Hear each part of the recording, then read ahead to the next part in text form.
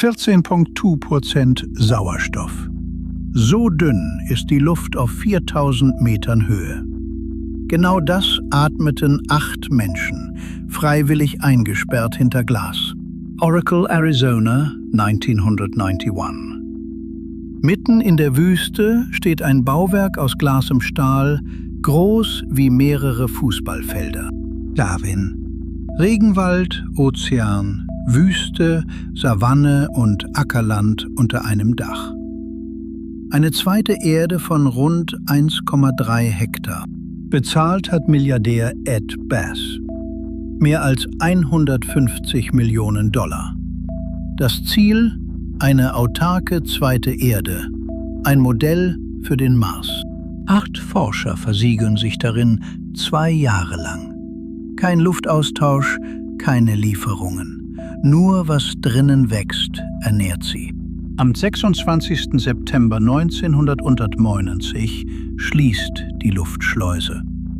Die Weltpresse feiert den Beweis. Der Mensch baut sich eine Erde. Schon die ersten Ernten reichen nicht. Im ersten Jahr verliert die Crew rund 17% ihres Körpergewichts. Über Hilfe von außen wird erbittert gestritten. Eine Lieferung wäre das Eingeständnis des Scheiterns. Gleichzeitig sinkt unbemerkt der Sauerstoff. Von 20,9 auf 14,2% in nur 16 Monaten. Die Kuh kämpft mit Erschöpfung, Schlafstörungen und Atemnot. Jeder Handgriff wird zur Qual.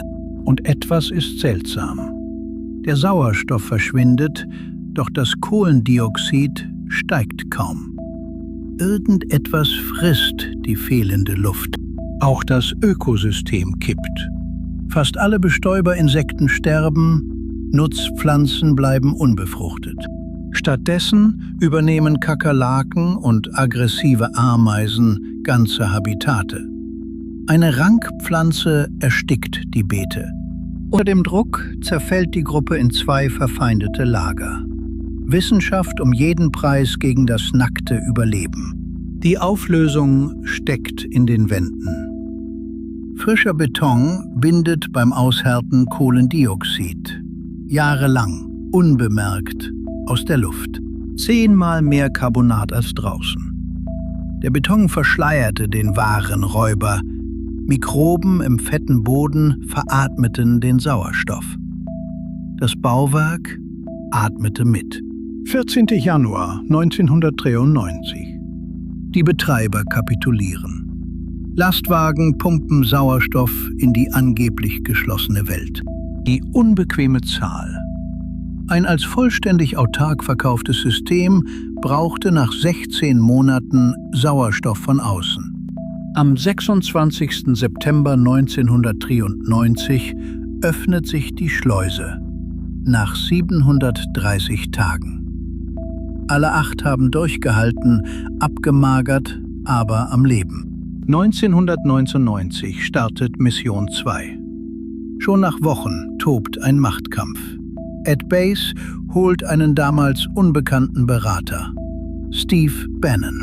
Aus Protest brechen 2 frühere Biospherians nachts ein und öffnen Notausgänge.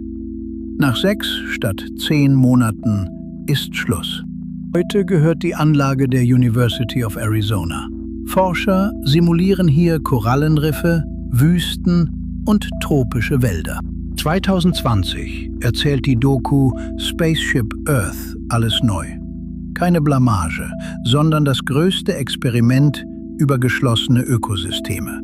Auch die Erde ist nur eine Kuppel, größer, ohne Sauerstoff von außen.